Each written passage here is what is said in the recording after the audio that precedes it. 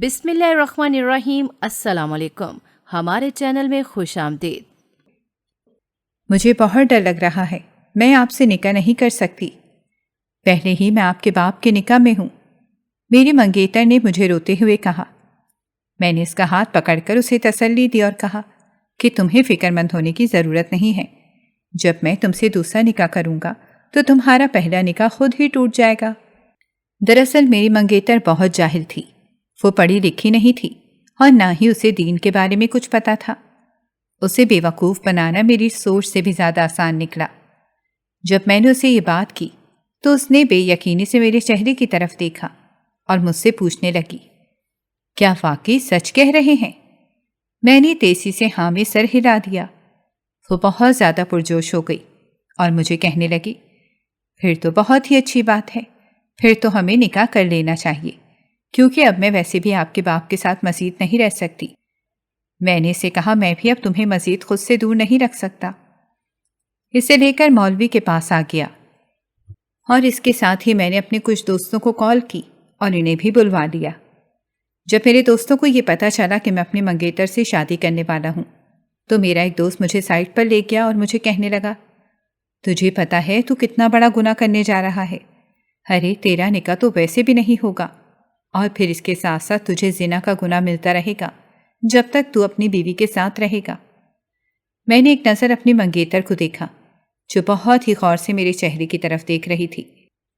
اس کے چہرے پر بھی اس وقت پریشانی کے تاثرات تھے۔ میں نے اپنے دوست کے سامنے ہاتھ جوڑے اور اسے کہا، خدا کے لیے میری خوشیوں کے بیچ میں نہ آؤ اور میرے گناہ کی فکر مت کرو، تم اپنے عمل کی طرف توجہ دو، کہیں ایسا نہ ہو کہ تم اپنے کسی عمل کی وجہ سے جہنم میں چلے جاؤ۔ میں نے انتہائی نفرت سے اسے اس کی بات کا جواب دیا۔ اس نے تعصب سے نفی میں سر ہلایا اور مجھے کہنے لگا، تجھے اپنی اس حرکت پر بہت زیادہ پچھتاوا ہوگا۔ سب سے زیادہ گناہ تو تجھے اس بات پر مل رہا ہے کہ تو ایک معصوم لڑکی کو بے وقوف بنانے جا رہا ہے۔ اگر تیری بیوی کو پتہ چل گیا کہ یہ کتنا بڑا گناہ ہے تو وہ تمہارے ساتھ کبھی بھی نکاح نہیں کرے گی۔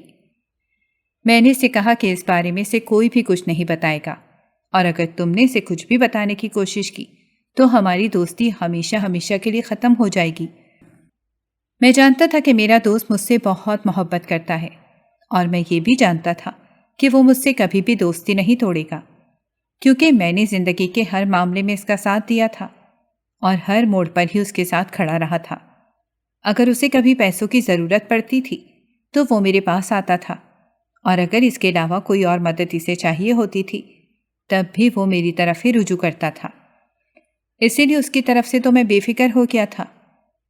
تھوڑی ہی دیر بعد میرا اپنی منگیتر کے ساتھ نکاح ہو گیا، لیکن میرا دل ایک لمحے کے لیے بھی سکون نہیں پا رہا تھا۔ مجھے بہت زیادہ بے چینی ہو رہی تھی، یوں لگ رہا تھا جیسے میں نے بہت بڑی زیادتی کر دی ہے۔ دوسری طرف میری بیوی کے چہرے پر خوشی پھیلی ہوئی تھی۔ اس کا بس نہیں چل رہا تھا کہ وہ ہر طرف مٹھائی بانٹنا شروع کر دے۔ اس نے میرا ہاتھ پکڑا اور پیار سے مجھ سے کہنے لگے کہ آپ کا میں نے ایک لمبے عرصے سے انتظار کیا ہے، مگر آپ کے باپ نے مجھ سے نکاح کر کے سب کچھ خراب کر دیا تھا۔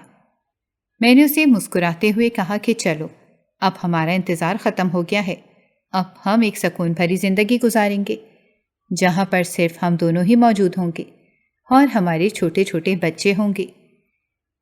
اس وقت میرے دل میں آیا کہ اپنے باپ سے جا کر بات کروں اور اسے کہوں کہ وہ میری منگیتر کو طلاق دے دے، لیکن پھر دوسرے ہی لمحے میں نے ان سب چیزوں کو نظر انداز کر دیا اور خوش رہنے کی کوشش کرنے لگا۔ بہت ہی اچھی زندگی گزر رہی تھی، جو کچھ میں چاہتا تھا وہ سب کچھ ہی مجھے مل رہا تھا۔ ایک خوبصورت بیوی بھی تھی اور ایک اچھا گھر بھی تھا۔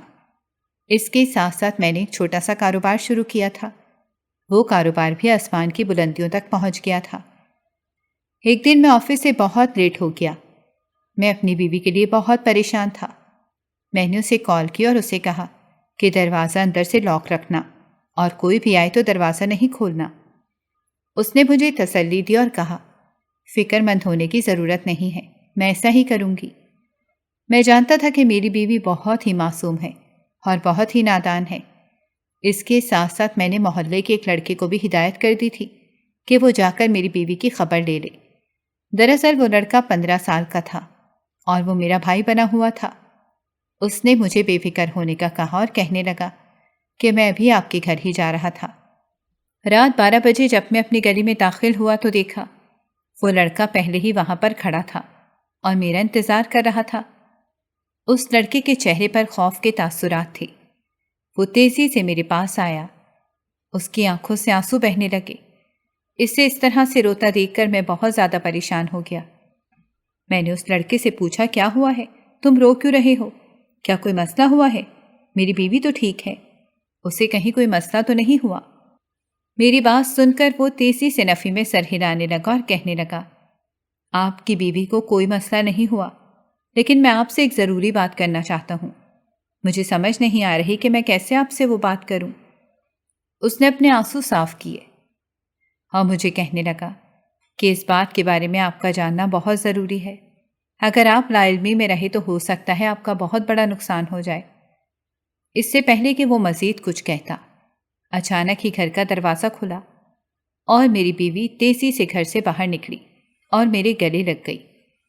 اس لڑکے کے سامنے اپنی بیوی کو گلے لگانا مجھے تھوڑا سا عجیب لگ رہا تھا۔ میں نے جلدی سے اسے پیچھے کیا اور اسے کہا، کیا ہو گیا ہے؟ اس کی آنکھوں سے بھی آنسو بہہ رہے تھے۔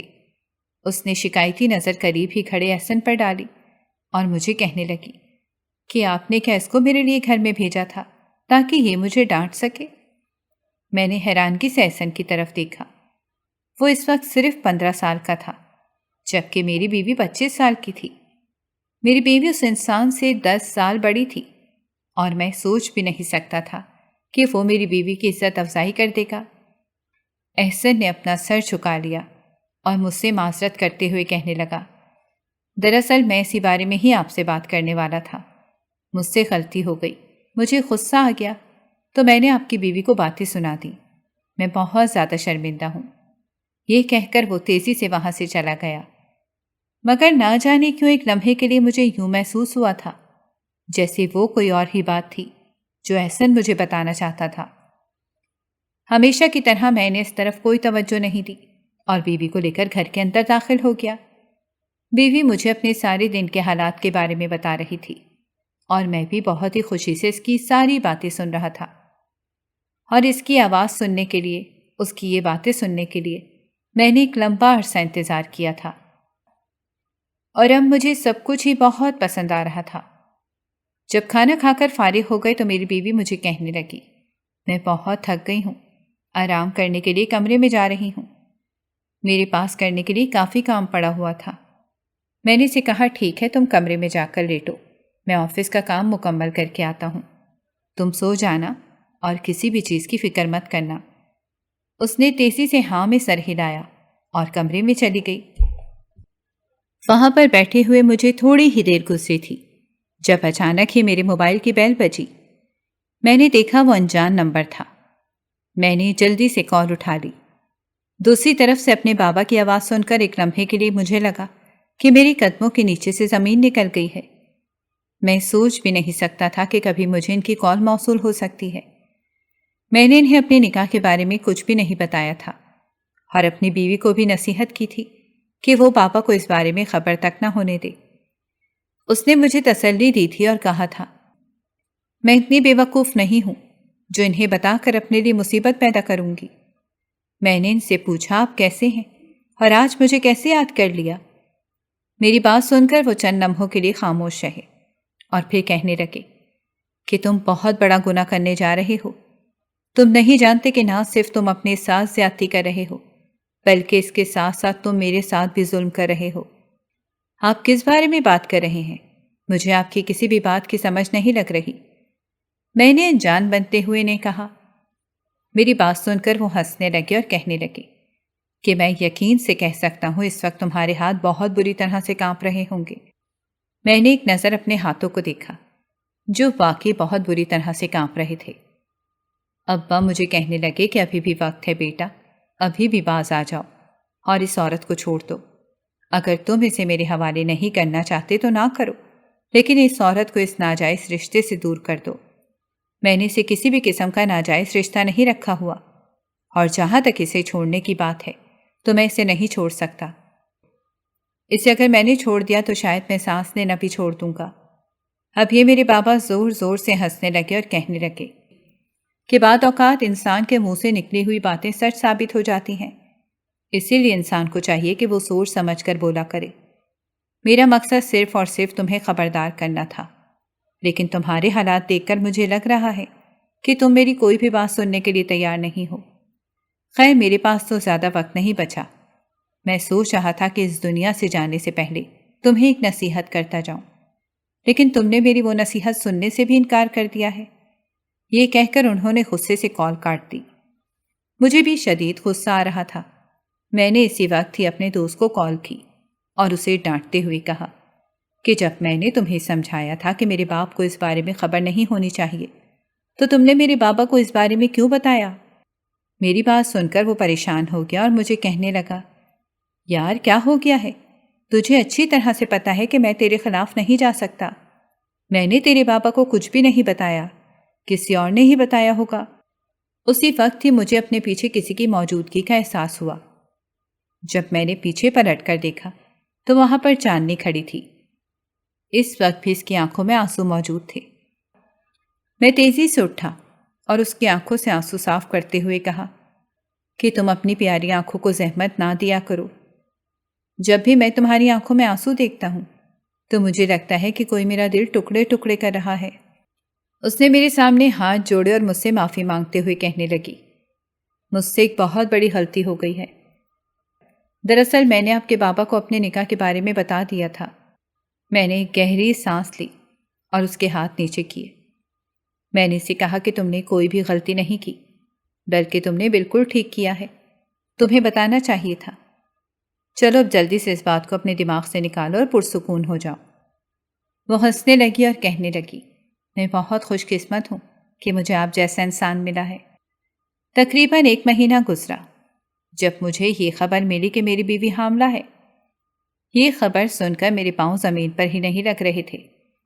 پہلے اپنی من پسند عورت مل گئی تھی اور اب اولاد کی خوشی۔ میرا بس نہیں چل رہا تھا کہ میں ہواؤں میں اڑنا شروع کر دوں۔ میں نے پورے محلے میں مٹھائی بانٹی۔ سارے محلے والے ہی میری خوشی دیکھ کر مجھے دعائیں دے رہے تھے۔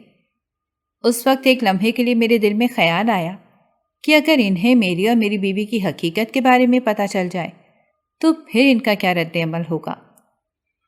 اس وقت جو بات میرے ذہن میں آئی وہ یہی تھی کہ یہ لوگ بھی مجھ پر تھو تھو کرنے لگیں گے۔ پھر میں نے خود کو تسلی دی اور سوچا کہ ایسا کبھی بھی نہیں ہوگا۔ جب تک میں کسی کو بھی نہیں بتاؤں گا، کسی کو کچھ پتہ نہیں چلے گا۔ شام کے وقت میں صحن میں بیٹھا ہوا تھا جب اچانک ہی ایک عورت گھر کے اندر داخل ہو گئی۔ وہ سیدھی چلتی ہوئی میرے پاس آئی اور مجھے گریبان سے پکڑتے ہوئے کہنے لگی، تم کس طرح کے مرد ہو جس کو اپنی بیوی کی ذرا بھی ہوش نہیں ہے؟ اس عورت کی بات سن کر میں نے پہلے تو حیرانگی سے اس کی طرف دیکھا، پھر میں نے اس کے ہاتھوں سے ایک جھٹکے سے اپنا گریبان چھڑوایا اور اسے غصے سے کہا، سب سے پہلی بات تو یہ ہے کہ آپ کون ہوتی ہیں مجھے گریبان سے پکڑنے والی؟ آج تک میرے باپ نے بھی یہ جرات نہیں کی۔ میں نے اسے اونچی آواز میں چلاتے ہوئے کہا۔ میری بات سن کر وہ چند لمحوں کے لیے خاموش ہو گئی اور پھر دوبارہ سے مجھ پر غصہ کرتے ہوئے کہنے لگی، میرے پاس یہ حق موجود ہے کیونکہ تمہاری بیوی نے جو حرکت کی ہے، اس کے بعد میں تم لوگوں کو عزت نہیں دے سکتی۔ ارے یہ محلہ شریفوں کا محلہ ہے، اس محلے میں گھٹیا حرکتیں نہیں کی جاتی۔ میں نے اس عورت سے کہا کہ صاف الفاظ میں بات کرو اور مجھے یہ بتاؤ کہ میری بیوی نے آخر ایسا کیا کیا ہے جو تم اتنی زیادہ طیش میں آ گئی ہو؟ ارے تمہاری بیوی روز دن کے وقت مردوں کو اپنے گھر میں بلا لیتی ہے۔ اس عورت کی بات سن کر مجھے لگا کہ میرے قدموں کے نیچے سے زمین نکل گئی ہے۔ میں سوچ بھی نہیں سکتا تھا کہ کوئی میری بیوی پر اتنا بڑا الزام لگا سکتا ہے۔ میں نے اس عورت کو کہا کہ آپ کو غلط فہمی ہوئی ہوگی، ایسا کچھ بھی نہیں ہے۔ دیکھو بیٹا، مجھے کسی بھی قسم کی غلط فہمی نہیں ہوئی، بلکہ یہ سچ بات ہے۔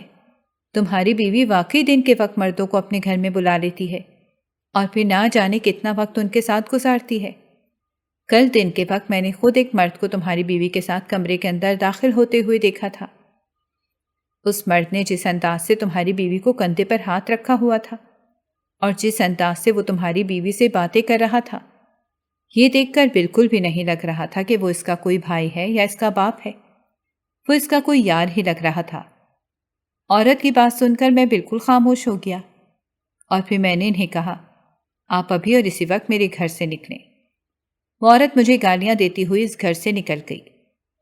اس کے ساتھ ساتھ اس نے مجھے یہ بھی دھمکی دی تھی کہ فی الحال میں اس بارے میں کسی کو بھی نہیں پتہ رکھنے دوں گی، لیکن اگر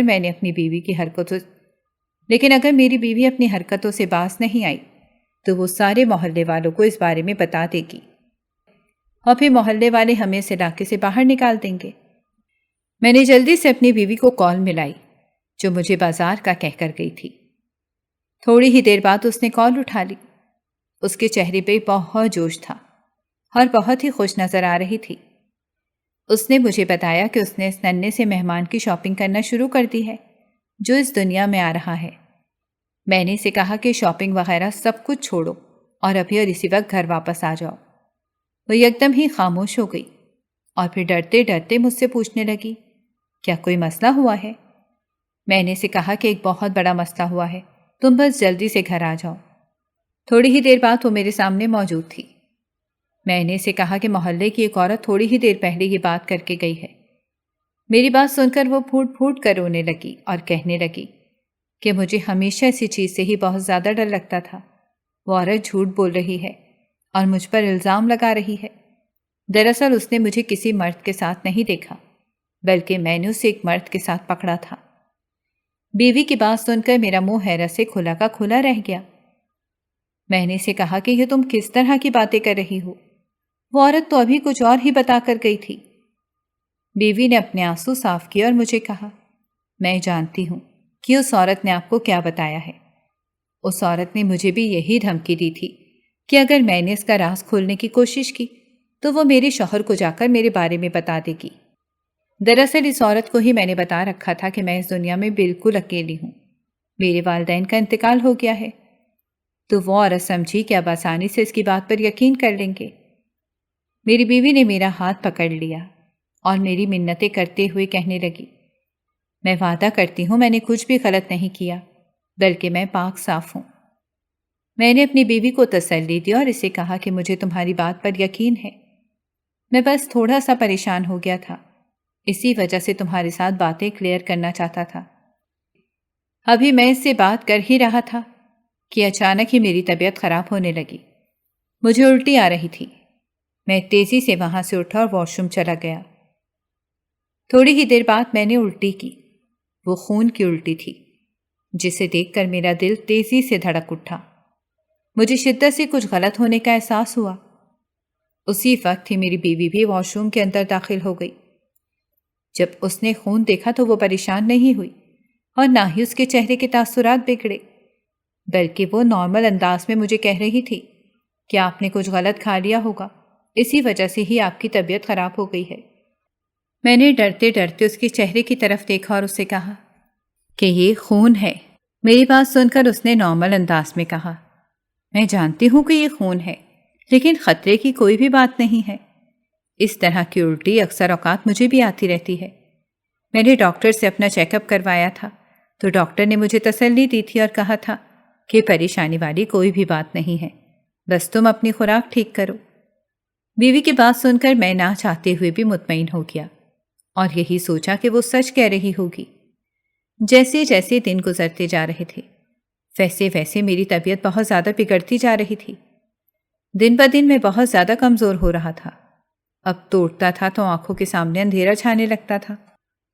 کمزوری حد سے زیادہ ہو گئی تھی۔ ایک بار ڈاکٹر کے پاس جانے کی کوشش کی تو بیوی نے روک لیا اور مجھے کہنے لگی کہ میں اب آپ کو ایک لیڈی ڈاکٹر کے پاس لے کر جاؤں گی، وہ میری جاننے والی ڈاکٹر ہے، میں اسی سے اپنا علاج کروا رہی ہوں۔ کافی دنوں سے میں دیکھ رہا تھا کہ میری بیوی کی حرکتیں بہت زیادہ مشکوک ہو گئی ہیں۔ وہ رات کو اچانک ہی بستر سے اٹھ کر باہر چلی جاتی تھی اور تقریباً 1 گھنٹے کے بعد کمرے کے اندر واپس آتی تھی۔ ایک رات میں نے اس سے پوچھا تو وہ بہانہ بنانے لگی اور کہنے لگی کہ میری طبیعت ٹھیک نہیں تھی، اسی لیے باہر چہل قدمی کر رہی تھی۔ چند دن تک جب یہ قصہ کچھ چلتا رہا تو ایک دن میں بھی اپنے بستر سے اٹھا اور اس کے پیچھے ہی باہر چلا گیا۔ میں یہ دیکھ کر حیران رہ گیا کہ وہ رات کے اس پہر کس سے ہنس ہنس کر باتیں کر رہی تھی۔ اچانک ہی اس نے مجھے دیکھ لیا تو اس کے چہرے سے ہنسی غائب ہو گئی۔ اس کے چہرے کے تاثرات یکدم ہی سنجیدہ ہو گئے تھے۔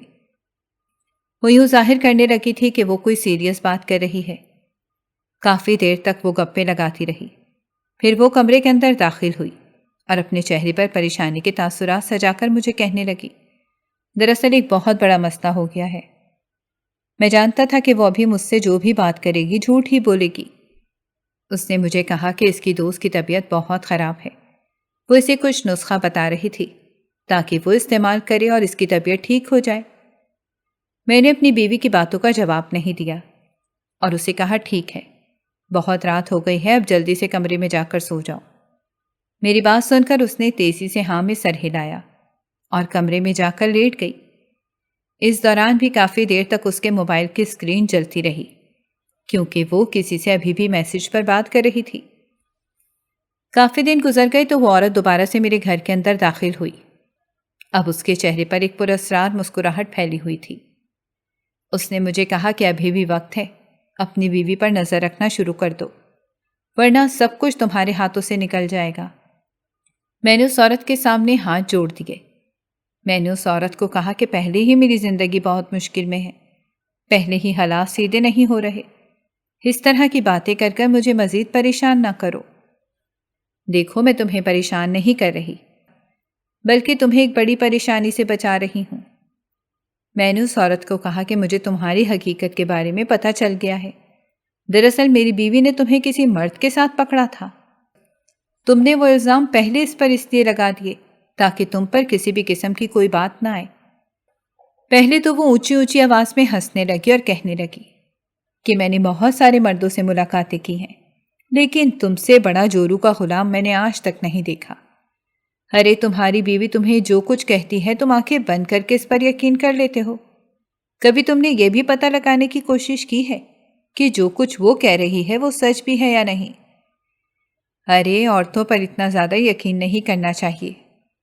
جوان اور خوبصورت عورتوں کو تو ویسے بھی حد سے زیادہ آزادی نہیں دینی چاہیے، کیونکہ شیطان حاوی ہونے میں زیادہ وقت نہیں لگاتا۔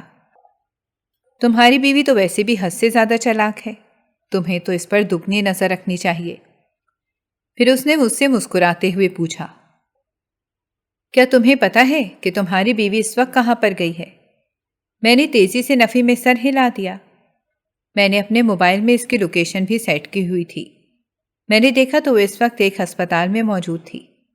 نہ چاہتے ہوئے بھی میں اس کا پیچھا کرنے لگا۔ جب میں وہاں پر پہنچا اور اپنی بیوی کے بارے میں پتہ کیا تو مجھے پتہ چلا کہ اس وقت بچہ ضائع کروانے والے وارڈ کے اندر موجود ہے۔ مجھے لگا کہ میرے قدموں کے نیچے سے زمین نکل گئی ہے۔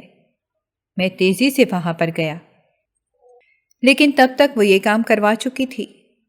اسی وقت ہی میری طبیعت دوبارہ سے خراب ہونے لگی۔ میری آنکھوں کے سامنے دوبارہ اندھیرا چھانے لگا۔ میں نے وہیں فرش پر خون کی الٹی کر دی۔ جب نرس نے یہ سب کچھ دیکھا تو وہ پریشان ہو گئی اور مجھے کہنے لگی کہ آپ جلدی سے جا کر اپنا ٹیسٹ کروائیں، مجھے لگ رہا ہے کہ آپ کو کوئی خطرناک بیماری ہے۔ اس نرس کی بات سن کر میں بھی پریشان ہو گیا۔ ایک نظر اپنی بیوی کو دیکھا جس کے چہرے پر مسکراہٹ پھیلی ہوئی تھی۔ اس نے مجھے ہنستے ہوئے کہا، میں اپنے کام میں کامیاب ہو گئی ہوں، اب میں اکیلی اس دنیا سے نہیں جاؤں گی، بلکہ میرے ساتھ ساتھ آپ بھی اس دنیا سے جاؤ گے۔ اسی وقت ہی میں نے اپنے باپ کو کال ملائی اور اپنے باپ سے پوچھا، آپ مجھے اس عورت کے بارے میں کیا بتانا چاہتے تھے؟ ابا کی جگہ میرے کزن نے کال اٹھائی، تمہارے باپ کا تو ایڈز کی وجہ سے انتقال ہو گیا ہے۔ اس کی بات سن کر مجھے لگا کہ میرے قدموں کے نیچے سے زمین نکل گئی ہے۔ میں نے اپنی بیوی کے ماضی کے بارے میں پتہ لگانے کی کوشش کی تو مجھے اسی وقت ہی اپنے ایک پولیس دوست سے پتہ چلا کہ اس کے بہت سارے مردوں کے ساتھ غلط تعلقات رہے ہیں۔ نرس سے پتہ کیا تو نرس نے بھی مجھے یہی بتایا کہ کسی مرد کے ساتھ تعلق قائم کرنے کی وجہ سے ہی آپ کی بیوی کو ایڈز ہوئی ہے۔ میری بیوی میرے چہرے کی طرف دیکھ کر ہنس رہی تھی اور مجھے کہہ رہی تھی، تمہیں سب لوگ منع کر رہے تھے کہ نکاح پر نکاح نہ کرو، لیکن تم نے پھر بھی ان کی بات نہیں مانی اور تم نے خدا کی مرضی کے خلاف جا کر یہ کام کیا۔ میں تو ویسے بھی چاہ رہی تھی کہ تمہیں بھی اس بیماری میں مبتلا کروں۔ کیونکہ میں خود اکیلی دنیا سے جانا نہیں چاہتی تھی۔ پہلے میں نے تمہارے باپ کو اپنے راستے سے ہٹایا اور پھر میرا مقصد تمہیں اپنے راستے سے ہٹانا تھا۔ دوسری طرف میرے ٹیسٹ کی رپورٹ آئی تو مجھے پتا چلا کہ مجھے بھی ایڈز ہے۔ میری طبیعت بہت زیادہ خراب ہو رہی تھی۔ دن بدن میں زیادہ بیمار ہوتا چلا جا رہا تھا۔ کوئی بھی ڈاکٹر ایسا نہیں تھا جس سے میں اپنا علاج نہ کروایا ہو۔ اپنی بیوی کو بھی میں نے مکمل طور پر چھوڑ دیا تھا۔ میں ہر وقت ہی اللہ تعالیٰ کے حضور گڑ گڑا کر دعا مانگتا تھا۔ میں جانتا تھا کہ میں نے واقعی بہت بڑا گناہ کر دیا ہے۔